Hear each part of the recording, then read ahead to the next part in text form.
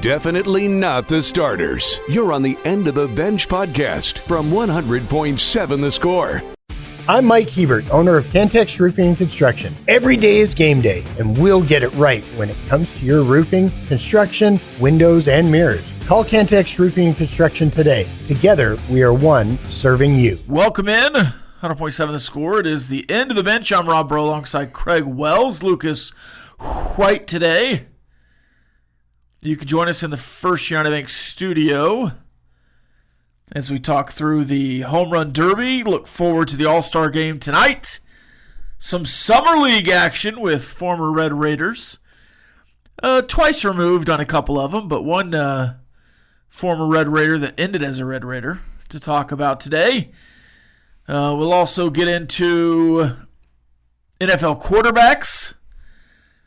Curt Cignetti being a guy that in every press conference is saying, I'll beat anybody, Google me, to Indiana canceling games against D1 programs to play Kennesaw State more. Then we'll talk about some other stuff today as well. We'll get into everything.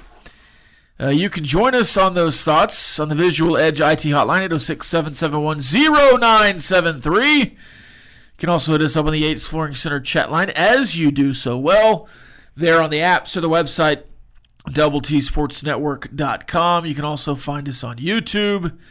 The latest episode of Red Raider Recon on the board, talking the defensive front. Will it be the best defensive front of the last, I don't know, ever, potentially? Certainly the best pass rushing duo since Hunt and Duckett. Yeah. Yep. Potentially. Just on paper, and then certainly the best interior defensive tackles, Hutchings and Bradford I was really high on. Yeah. And then the best linebacker unit for quite a while as well. Of course, you've had some good linebackers come through here, but I don't know that you've ever had all three together at the same time. Certainly not in the last 15, 20 years. So that's exciting. Yeah, it is exciting. Good personnel coming. We talk through that on Red Raider Recon on YouTube. Just go to the Double T Sports Network YouTube page, youtube.com/Double T Sports Network. Craig, how you doing? I'm doing good, man. It's great to be back on Taco Tuesday. Do you celebrate Taco Tuesday often? Only if I get a chance. Okay. Yeah. Only if I get a chance. Do you go to the local spot that's cheaper on Tuesdays, or do you just get them at home? Just go where I'm feeling it, Sure. You know. I like street tacos sometimes, and then other times of old-fashioned hard shell. But they call that white people taco night. Yeah, I fit that category. Same. Okay, I want to know, did you and Lucas sit and watch 20 rounds, 615 people be drafted in the MLB draft? It was on in the studio, certainly. We said, I think yesterday I picked the 11th round, I think maybe 13th and 14th as the first Red Raider off the board. The three of us picked. The first Red Raider was technically in the 7th with Jacob Kuhn out of Midland College, who was committed to Texas Tech. But the actual first was the 8th round, Mac Hewer.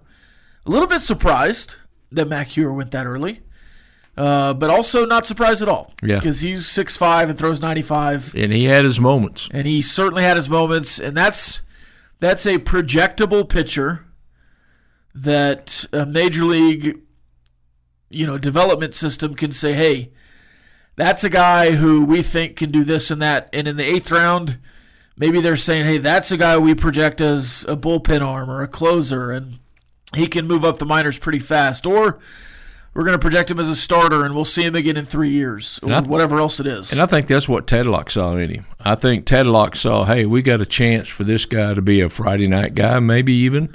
And he had his moments. He also, had his moments that he didn't pitch as well and got out of 1 or 2 innings, and that's about all you got out of him. But I think even Tadlock, he saw what was there and the potential and everything. I got a question for both of you. let's take all financial situations out of it, as far as whether you've already got money, you don't have money, or you got to do it for your parents or whatever. Take that away. What round, if you're a high school kid or even a college kid, what round do you feel like you need to go in to strongly consider making that move? The 10th. The 10th? That's guaranteed money. Yeah. I think that's $150,000. Yeah. At least. Yep. And so you can be signed above slot or below slot, yeah. but if you're a high school senior and you're drafted in the 8th or 9th round, you think they consider it pretty hard. Excuse me. Yeah, are you committed to Providence or Tennessee? Yeah. Because I'm considering pretty hard if I'm committed to Tennessee or LSU or something like that. But I'm going to the Major League Draft if I'm committed to some JUCO somewhere. Yeah. But again, even at Texas Tech or Arizona State or BYU, these facilities, and you're chartering some flights and flying commercial at least around to these games. You're getting in nice buses. You have 3 squares a day. You have unlimited access to the gym. You're not having to do anything else. So, look, I think college baseball more than ever is an opportunity for these younger players to go play, and especially in the SEC or some of the higher level players, like a 5th round, 6th round pick.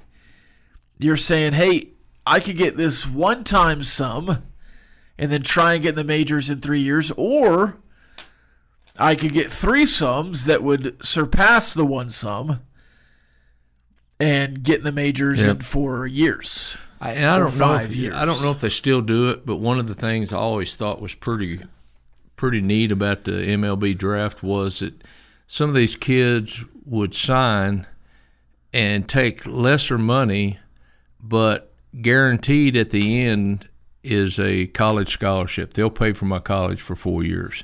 And they went and jumped in and maybe made it to the bigs or whatever, but if they didn't after 7 or 8 years, they had that to fall back on. Yeah. Well, my friend got drafted by the Brewers, but he went the college route because he kind of projected himself and saw himself being in the minors longer than he would like. So he went the college route, went to James Madison, and did fairly well, and got a degree in business, and went the other route of baseball. But he kind of foresee his own future and saw that it would be an easier route to go college. Yeah. I think it's also if you're Mac Huer's age, if you're older, and you only have to spend 2 years in college, you can get drafted again. I think that's another thing where it's like, I can go to college for 2 years, at least get a head start on something. Yep. Exactly. And it's interesting, the thought process. And every case is different. Playing time is not required. This is the End of the Bench podcast from 100.7 The Score. Welcome back, 100.7 The Score. It's the End of the Bench. SEC Media Day is going on, but it's a Big Ten school that is cracking some news here. As Lane Kiffin and a couple of guys went yesterday at SEC Media Days. Brian Kelly, LSU, on today. As they talk Garrett Nussmeier and those fast receivers in Louisiana. But again, Kurt Cignetti and the Indiana Hoosiers have canceled home-and-home series with Virginia in 27 and 28. And they must pay the Cavs $500,000 for canceling the series. Instead, Indiana will play LSU. It's Kennesaw State and Austin Peay. And then Eastern Illinois is another game they added for 2029. Look, I'm not going to be here and throw stones out of glass houses, but I'm not the scheduler for Texas Tech. Texas Tech has some pretty weak schedules coming forward. But Indiana, with a Power 5 team on the books, is opting to take those games away Their future schedules now look like this. 2025, this year, Old Dominion, Kennesaw State, Indiana State. 2026, Colorado State, Western Kentucky. Then you go forward to 2027 when these changes take place. It would have been Virginia, Indiana State, and UMass. Now it's Kennesaw State, Indiana State, and UMass. In 28, Austin Peay and Eastern Michigan. In 29, Ball State, Eastern Illinois, Western Kentucky. In 2030, Notre Dame, Delaware. Do you think that home-and-home gets played with Notre Dame by the time you get to 2030? If you don't play a Power 4 team in your non-conference, you should not be considered for the college football playoff. I think college football teams should play 10 Power Conference games. Yep. 10. Yes. Now, Texas Tech will play Oregon State this year. You can argue yes or no on that, but that game was scheduled before the Pac-12 blew That's up. right. That's right. These schedules these are Art Briles level Baylor schedules. I mean, this is ridiculous. Yeah, it is. And this is a guy who at the podium, Kurt Signetti, and I don't know if he's making these decisions or not. This could be the AD over there. This could be above his head. But you got to believe that he's involved. But this is a guy who said, I win anywhere. He's one of those spot the ball guys. I can take yours and beat mine with you coaching mine, and I can beat yours coaching yours, and I'm coaching mine. Whatever it is, I'm just the best coach in the world. Google me. I've won everywhere. But he's afraid to play Virginia? That's a quote. That's a quote? Google me. I've won everywhere. But he can't beat Virginia? And this is off the heels, right, of them missing the playoff last year. Were they in the playoff? They were in the playoff. They were not in the playoff. I forget now. This is on the heels of them having a great season. They've been once in the last 2 years. They went to the playoff last year. Okay. Yeah. This is on the heels of them making the playoff. And then the SEC saying, well, if we're going to play the hardest schedule ever for 8 games, we don't need to play anybody else. Yeah. And now the Big Ten is thinking, oh, well, we play the hardest schedule in the world for 9 games. Yeah. We don't need to play anybody else. It just is ridiculous. And if this was a Big 12 team that was getting knocked for the likes of Kennesaw State and Indiana State, I would be even more mad. Because that hurts the ACC for Virginia not to play out of conference in the Big Ten. Absolutely it does. It hurts the Big 12 for them not to play out of conference against SEC teams and otherwise. And I think the SEC is still going to play a 9th power team, but they want to start scheduling Big Ten games. Well, the Big Ten's not going to do that unless the SEC is playing a 9th SEC game. That's right. Why should we play 9 in our conference schedule and you play 8, and then you want to schedule us to make your 9th game? That's a no-win situation for the Big Ten. Yeah, and for the Big 12 if you're playing SEC teams for that matter.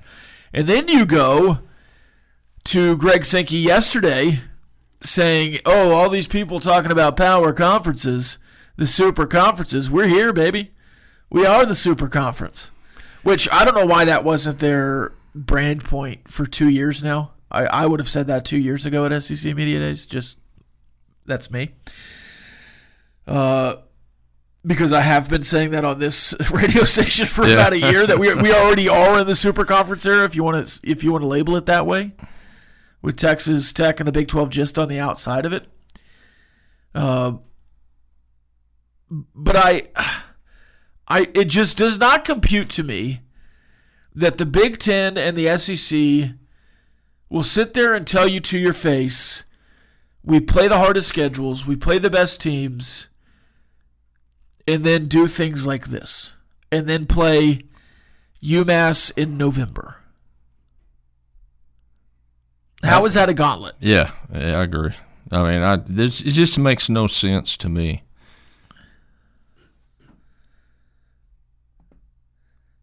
It doesn't compute.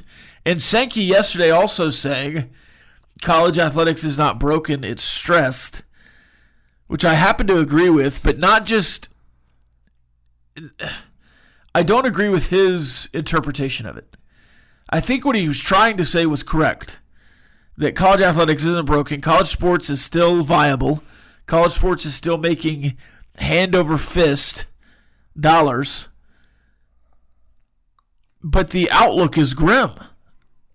If we're going to be canceling Power 5 games, I think we should be moving toward everyone playing Power 5 games instead of the opposite. I agree. I totally agree. If the money is going to be somewhat equal by revenue share, then you've got to start getting these schedules equal. In the SEC last year, 6 teams with losing records. Arkansas, Vanderbilt, Oklahoma, Auburn, Kentucky, and Mississippi State. And in the conference, that is. Losing records in the conference. And Florida was 4-4. But 4 teams with losing overall records. Oklahoma, Auburn, Kentucky, and Mississippi State. I'm not saying they're not one of the very best leagues, but to come out and say it's automatic we're the best league because we've got 2 or 3 teams at the top, they are a very good league, and they very well may be the best league in football. But don't tell me it's hands down every year situation because we've got SEC patches on. I'm not buying that. Big Huey says drop everyone to 8 conference games and mandate every power conference team has to play 2 non-conference games against power conference teams and 2 against a group of 5. No more FCS. I want to go the other way. I want everyone to play 9 conference games. Yep. And then to play a Big 10, ACC, SEC school everywhere if you're the Big 12 every year. Yep. And the group of 5 does their own thing and does the same thing with the Pac-12, the Sun Belt, and everyone else. Just play amongst yourselves and create a secondary tournament. Oh, wait, we can make more money? Sure. Let's do it.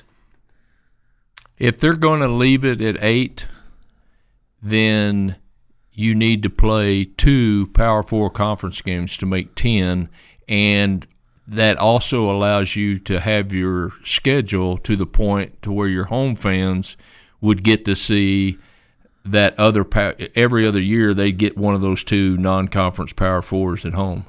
But you've got to get this thing. I realize the SEC and you got to play the Texases and that kind of stuff, but come on, you've got to get as close to equal as you can if a committee's going to decide who goes forward. That committee's got to have some equal footing to stand and judge on. Well, doesn't the SEC, wouldn't they benefit from more SEC games? No doubt. And I guarantee you they could go to ESPN right now, the SEC network, and say, look, we're going to add another conference game. And they'd say, hey, here's the money. 100%. Especially if they're not losing that. If they replace that November game with an SEC game, you don't think the TV stations are going to be like, oh, great. Oh, yeah. We get Alabama versus anyone versus UMass. Yep. Sign us up. Or Georgia State or whoever else. Definitely not the starters. You're on the End of the Bench podcast from 100.7 The Score. Welcome back, 100.7 The Score. It's the End of the Bench. The rest of the show, we've got potentially some of the toughest places to play in the Big 12. We've got the ESPN Best Quarterbacks list. Which Big 12 quarterback or coach is ranked highest or would win? Battle Royale. That was floating around yesterday. Mm-hmm. But first, we'll do some burning questions via Lucas. 2 minutes of non-stop in-your-face inquiries with no end in sight. It's time for Burning Questions. Here's a simple one to start off with. We like simple. Simple, yes. We're simple men. What is the best store or restaurant to get a gift card from? So if you're getting a gift card from any store or restaurant of your choosing, which one would you prefer? Male or female you're giving it to? I think No, you're you're getting it. Oh, you're getting it. Yeah, where do Oh. you want the gift card? Oh. Ooh. Oh. And let's say it's a $50 gift card. In Lubbock? Yes. Oh, you can go anywhere if you Yeah. know you're going to be traveling there. You might as well get some extra money there. Los Brises for a restaurant. Yeah, And might need 100 there. Yeah. And one of the golf USA or Academy or something like that. There you go. Get you some golf balls. Yep. I have 3 or 4 of them. I've got. I either want just the Visa card, so I can choose my own. That's the gift card I prefer. Just the blank one where I Yes. can use it anywhere. I'll say this: I've not been to Starbucks in the last probably 10 years without a gift card. I only go to Starbucks when I have Starbucks money. My dad is a teacher, does not ever go to Starbucks, gets Starbucks cards every semester from his students, and he just gives them to me. So I get I go to Starbucks 3 or 4 times a year, and it's $10 or $15 from my dad's students. You have a go-to And I at Starbucks? I usually do the just the black cold brew. Okay. I like the cold brew coffee. I'm not a Starbucks guy. Or I do the what is it? I don't know the fancy term. It's the espresso. Yeah. Shots on ice, and then I'll pour a little protein shaker in there or something. Yep. It's a nice little coffee treat. And Or I like the egg bites or the spinach and feta egg white wrap. Yeah. It's really good over there. Yeah. Their little coffee cakes are pretty good too. Yeah. Yes. Okay, Lucas, yours. You get to answer We this. wasn't prepared for that. Yeah.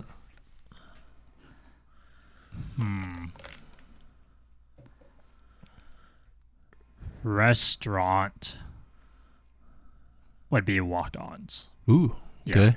Good choice. Good variety. My wife and I enjoy walk-ons Mm-hmm. a lot. So and my parents have gotten me walk-on gift cards in the Yep. past, and So you know they work. yes, they do. They work perfectly. And then store.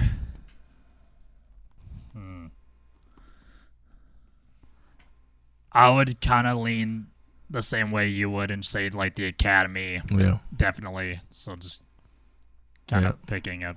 I mean, even if you're not a golfer, you can get golf shirts or something like Yeah, that. You know? absolutely. Yeah. Johnny Knoxville is set to host Fear Factor when it reboots later on this year. So my question is, if there was I guess you would call it a game show, if they were to reboot a game show, who would you like to see hosting it?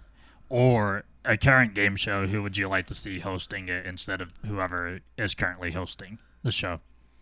Did I see correctly they're doing a celebrity match game with Martin Yes. Short hosting? Was it Martin Short?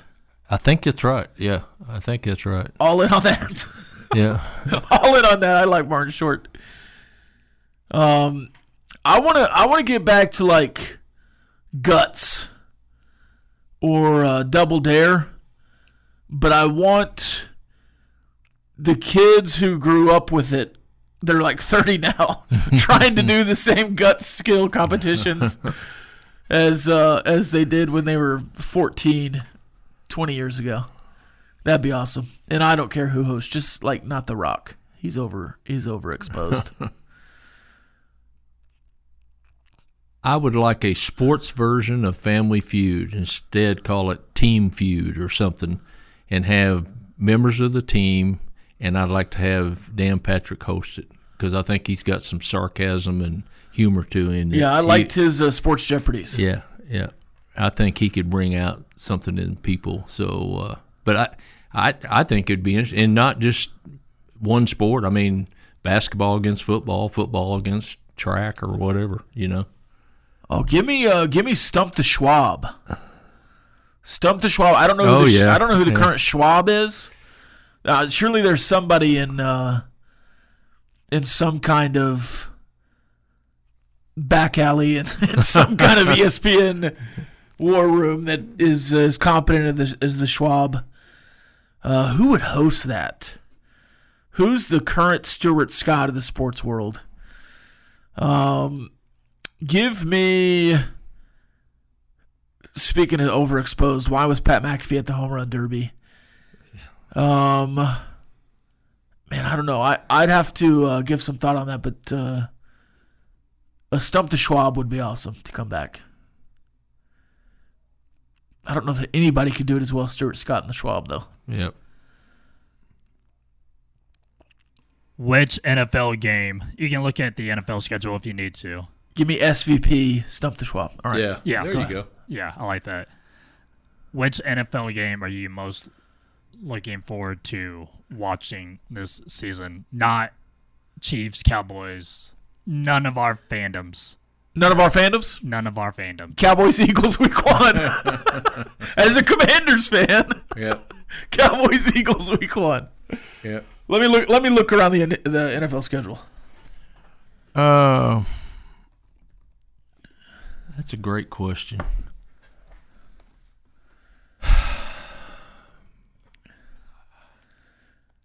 Did you see Tyler Guyton say that Jalen Carter doesn't like guys getting physical with him, so he's training MMA in the offseason? That's not something I would say publicly. Let's see. I don't know when it is specifically, but I think the Bears and Lions game could be interesting. Yeah, there's one late. I think they're both late. Okay. I think they both play in the last 6 or 7 weeks of the season. I agree on that. I think that they've never had a 4,000-yard passer. And I want to say Bears-Lions late could be the game that he breaks the 4,000-yard barrier. That would be cool. I'm going to say Commanders-Eagles. I think that game could be a determining factor for one of those two teams. I mean, I think certainly, yeah. I think the opportunity for the conference champion, the NFL East, to come out of that game is very, very possible. I've already said Commanders Cowboys will decide the division on Christmas Day. Yeah. That was one of my bold NFL predictions. I think the Steelers and the Jets. Yeah, there you go. Aaron Rodgers. Rodgers. Yeah. I'll tell you another one that I like is I think they play is the Chargers and the 49ers because of Harbaugh and his history, and I think the 49ers are going to be better than they were, and Chargers are going to be my surprise team. I think they're going to surprise a lot of people. Week 1 NFL games, Cowboys, Eagles, Chiefs, Chargers. Okay. Those are the main attractions. Steelers, Jets, like you said. The rest of them, Panthers, Jags, Cardinals, Saints. Tyler Shuck, by the way, potentially holding out. I've got a thought on that when we come back. Bengals, Browns, Raiders, Patriots, Titans, Broncos, 49ers, Seahawks. I guess that could be a game. Texans, Rams. That's kind of a hidden gem there in week 1. Vikings, Bears, kind of a hidden gem. Lions, Packers. And then Ravens, Bills is the Sunday night game. Or that might be Monday night. More after this on 100.7 The Score. Playing time is not required. This is the End of the Bench podcast from 100.7 The Score. Welcome back, 100.7 The Score. It's the End of the Bench.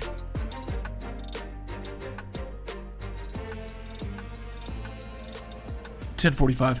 Time for some dudes naming dudes in today's edition. All-Star memories. Do you have any All-Star memories, Craig, from the past of one of your favorite players or anything else in the All-Star game that something crazy happened? When you say MLB All Star game, the very first thing that pops in my mind every time is Pete Rose running over Ray Fosse in 1970. At that time, Pete Rose was Charlie Hustle. I mean, every play he went full speed in the field, at bat, everything. And when he ran over, that's the first time you'd ever really seen a collision at home plate. I mean, and especially in a World Series or an All Star game or something. And that sticks out in my mind more than anything, I think. My number one All-Star memory is not a good one. It was 2011, July 13th. This is when the All-Star game meant something. Oh, yeah. The American League playing for home field advantage in the World Series. The Texas Rangers were that team. managed by Ron Washington. C.J. Wilson on the mound gives up a 3-run bomb to God, you caught me. Prince Fielder. Yes, Future Ranger yes. Prince Fielder. Yes. And the American League lost 5-1 as that would come back to haunt them against the Cardinals a few months I do remember it later. taking about at least 4 or 5 minutes for Prince Fielder to get around the bases. Yeah, he took his time there. Yeah. But it was C.J. Wilson that took the loss in that game. A Ranger. A Ranger at the time. Yeah, and a Ranger cost to the Ranger. Future Ranger cost the Rangers. Yeah, Yeah. that was bad all around for the Rangers memories. The American League this year will look to make it 2 in a row, but also 11 of the last 12. The National League snapped a 9-game losing streak in 2023. The AL is 48, 44, and 2 all-time in the All-Star game. In 94 games, the American League has outscored the National League 388 to 380. Paul Skeens starts for the NL. Tarek Skubal starts for the AL. Neither will pitch probably more than 3 innings, if they get that many. I doubt they will. I don't remember the year exactly, but didn't it end in a tie one year after about 14, 15 innings Twice, or something? 2 ties, yeah. Yeah. Then we have, depending on the book, even juice, but some slight edge to the National League, some slight edge to the American League tonight. The total, 7 runs. So, Craig, I want a winner and an over-under 7. So you need to pick the total and pick the winner. The National League, 11 runs. So it'll be over, So we got I guess. the National League 11 runs. and the over for Craig. Lucas? American League over 7 runs. Okay, that's what I was going to do, but just for fun, I'll go differently, and I'll say the American League still, but I'll take the under just to see something different. Good pick, though, Lucas. Good pick, Craig, as well, with the over. I certainly would have gone the over, but we'll see if we can get some nice pitching in here and no 3-run bombs from anybody. Of course, it doesn't matter now that rightfully so, Right. the All-Star game is not deciding World Series home field advantage. Take Paul Skeens out of it. Do you feel like there's not that dominating closer, other starting pitcher other than Skeens that everybody's looking forward to and is automatically going to shut everybody else down? For the National League? Either one. Oh, Tarek Skubal is that guy. Okay. I think he's better than Paul Skeens. Okay. They're both incredible. I would like to see Paul Skeens on a better team Yeah. because certainly some of his stuff is certainly the win-loss record. Craig Skubal's been doing it for I see that. several years now. I can see him at a couple of innings being untouchable. So you've got starters Cal Raleigh, Vlad Guerrero, Gleyber Torres from Detroit, Junior Caminero at third base. He was in the Home Run Derby as a finalist yesterday. Jacob Wilson of the Athletics at shortstop, Aaron Judge, Riley Green, Javi Baez in the outfield. DH Ryan O'Hearn out of Baltimore, future Ranger, and Tarek Skubal, the starting pitcher from Detroit. The reserves include Alex Bregman, Jazz Chisholm, Brandon Lau. How many games has Alex Bregman played in? Jeremy Pena, a lot of them. He's their starting third base. I know, but wasn't he hurt for Bregman? I don't know. 4 or 5 weeks or something like that? I'm not sure on that. I've not been paying attention to the Red Sox. I know they won a lot of games to finish. 10 in a row. Yep. 10 in a row, yeah. And don't they have, the American League, don't they have a pitcher that's made 5 appearances and made the All Star team? Who? The American League. Don't they have a pitcher that has made 5 appearances, I think, or something like that? They have Jacob deGrom, yep, also pitching tonight. Hunter Brown for Houston. I know the National League had an older pitcher. Are you thinking of Clayton Kershaw, who's a Legends pick, and Chris Sale? Chris Sale was also being interviewed yesterday with the chain on as an Atlanta pitcher. That might be who you're thinking of. The starters for the National League: Will Smith, Freddie Freeman, Ketel Marte, Manny Machado, Francisco Lindor, Ronald Acuna Jr., Pete Crow Armstrong, Kyle Tucker, former Astro, Shohei Ohtani, and Paul Skeens, the starting pitcher. Backed up by Pete Alonso, Eugenio Suarez, Corbin Carroll, Fernando Tatis, and Kyle Schwarber. A couple of other pitchers here, as I mentioned, Kershaw. Mizorowski, the Brewer, going to be a relief pitcher. Oh, no, he's just a right-handed pitcher. Starter for the Brewers. He was in a little bit of drama because nobody thought he should have made it. He's made 5 starts this year. Is that correct? That's one I was thinking about, yeah. Oh, I thought you meant 5 All-Star game starts. No.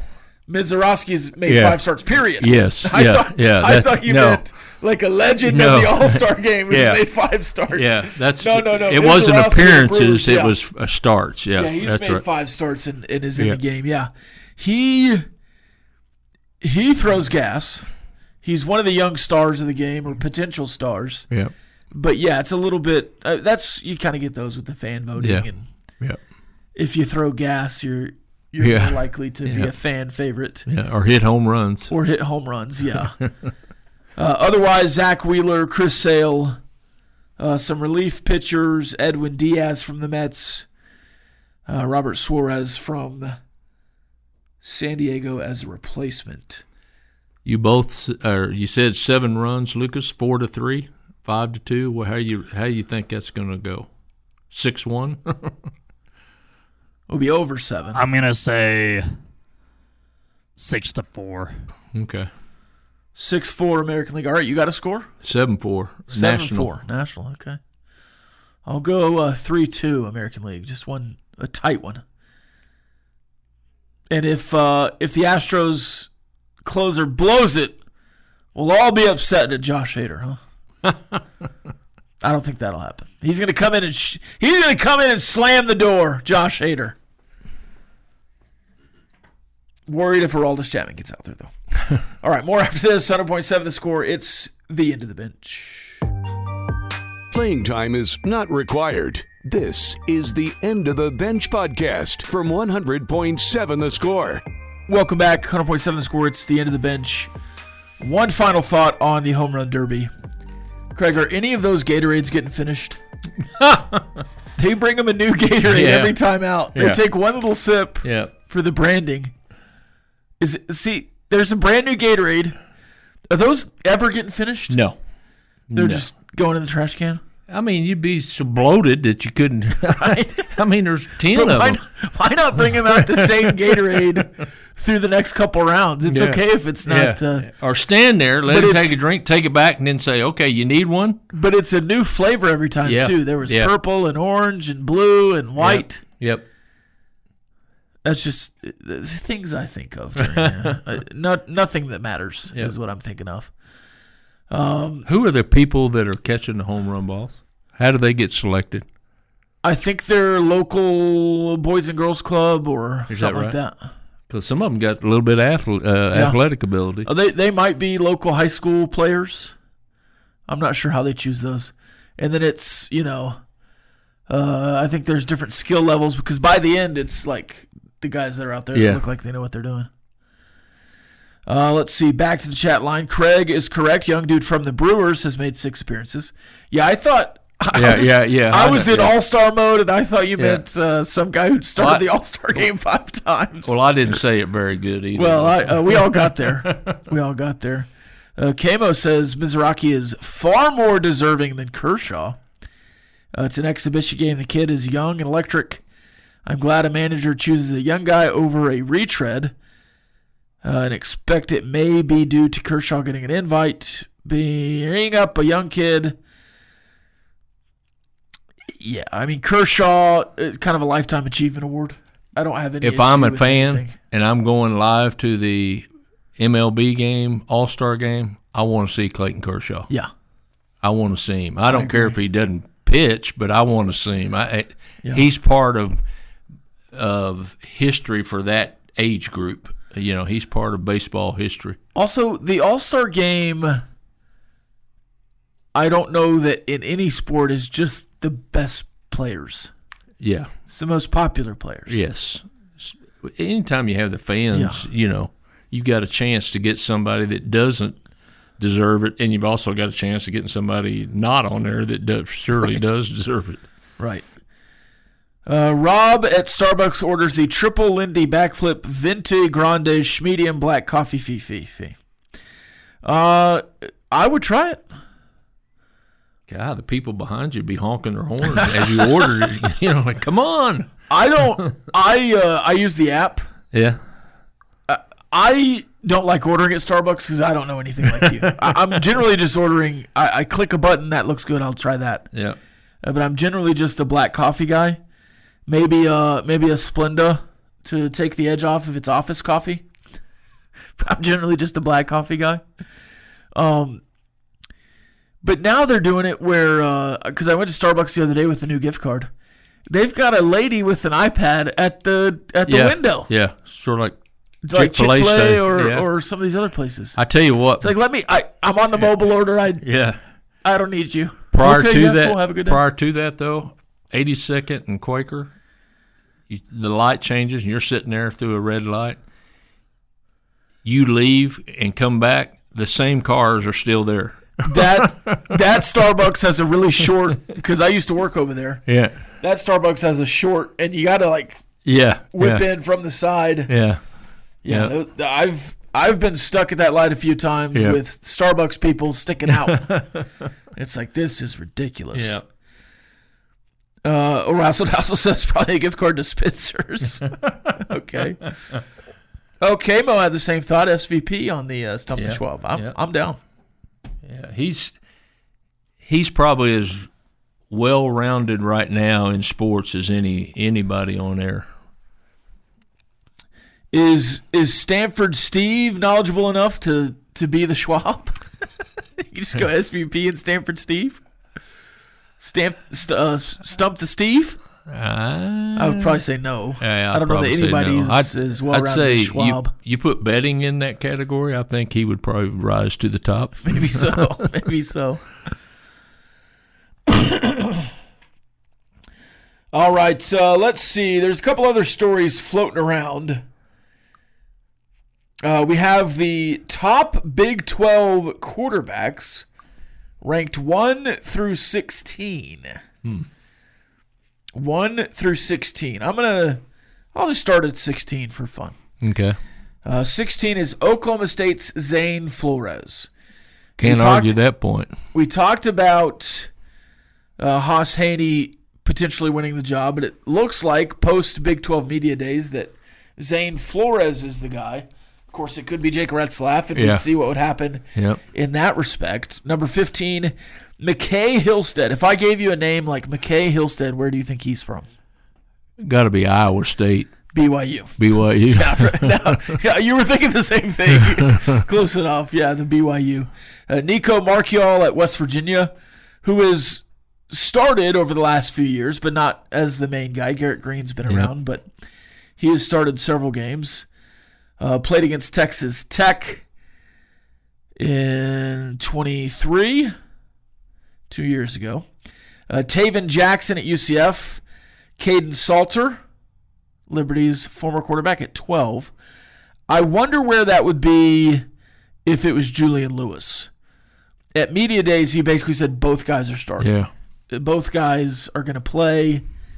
We'll see what happens there. You know the old saying, if you don't have one quarterback, or if you have two quarterbacks, you don't have one quarterback, or whatever the saying is. And to this point, nobody has taken a Big 12 snap that you've talked about. Is that correct? That is, well, Nico Marchiol. Yeah, from West Virginia. Beyond him, yeah. I don't know if Zane Flores ever got to play. Oh, he has. Did he? Oklahoma State's quarterback room features 4 players with just 18 career snaps. Oh, yeah. And okay. I think those are Haas Haney's snaps at TCU. Yeah.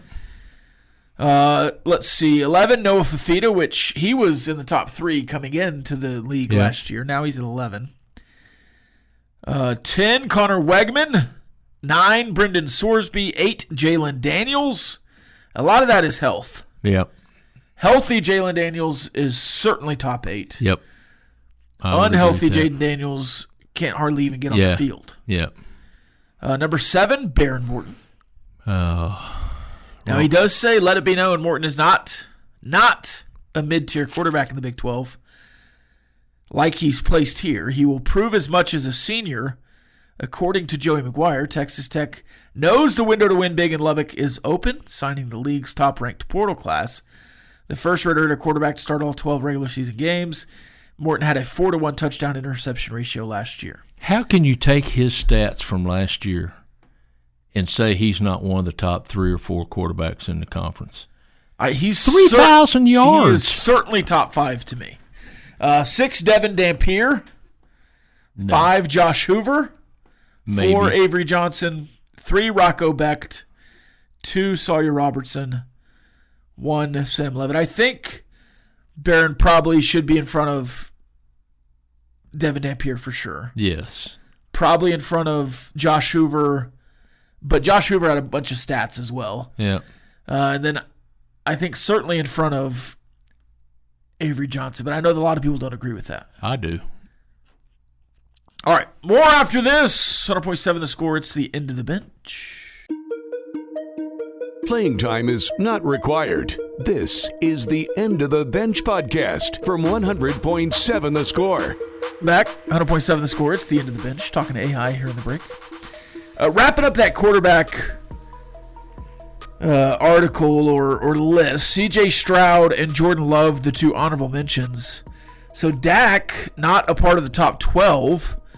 Neither is Kyler Murray, Brock Purdy, Aaron Rodgers, Tua Tagovailoa, or Bo Nix. Dak Prescott in the receiving votes category, as those other guys are, but not enough votes to get into the honorable mention list.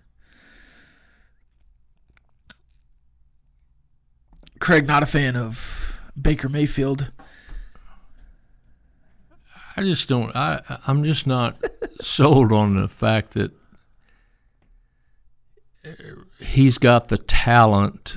He's very talented, don't get me wrong, and he is a good NFL quarterback, but I just don't know that he's one of the top 10.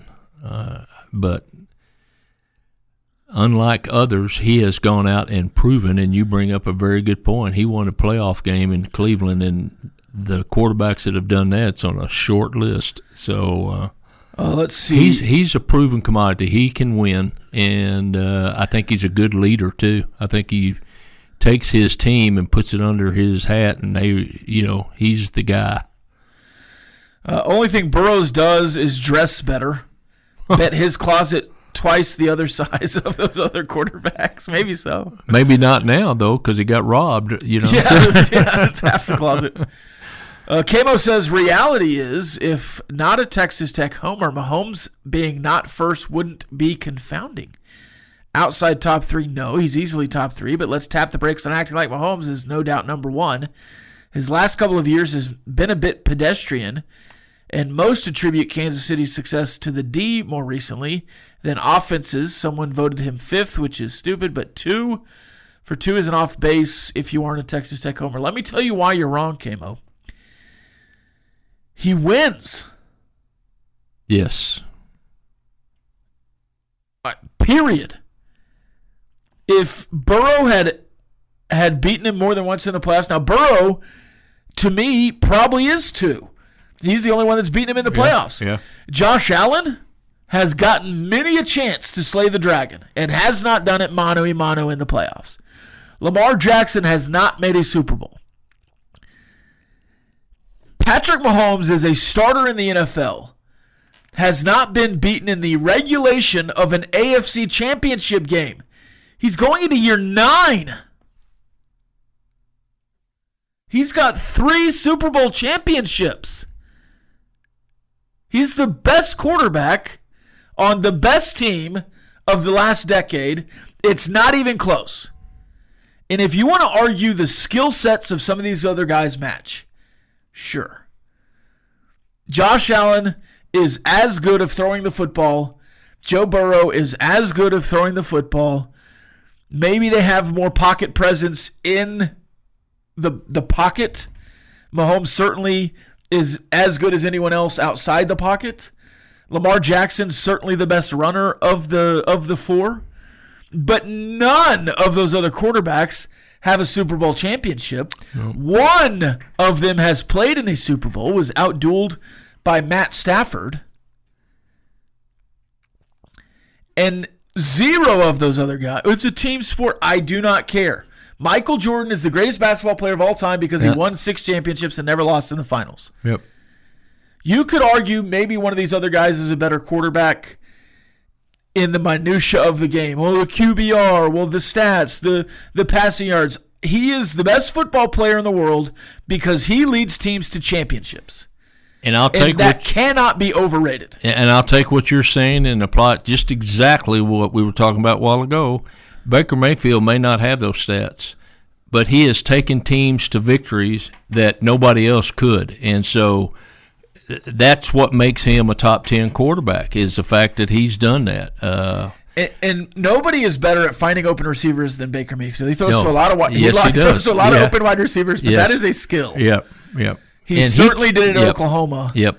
And he did it at Cleveland. Now he's doing it in Tampa Bay. I would like to see these guys with a little more playoff success before I crown anybody. Yeah. And that's why I'm still putting Jalen Hurts up there. But if you put Jalen Hurts on 20 other teams, I don't think he has the same level of success. If you put Patrick Mahomes on 20 other teams, I don't know that he has 3 Super Bowls, but I would bet on those teams much more than I would a Jalen Hurts-led team.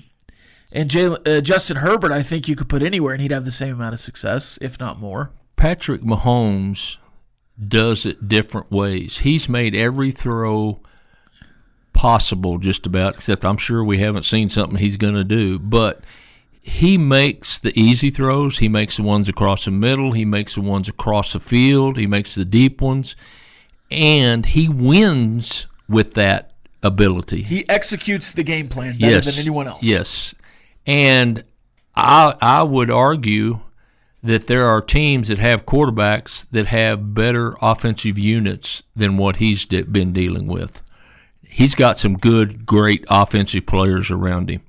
There is no doubt that Tyreek Hill and Travis Kelce and those guys, but I'm telling you, Patrick just does so many things better than the other quarterbacks. Camo says, hold up, is this the decade team or who do you want to be quarterback this year? Both. I would take the Mahomes-led Chiefs. Yep. Over anyone else's to win one game.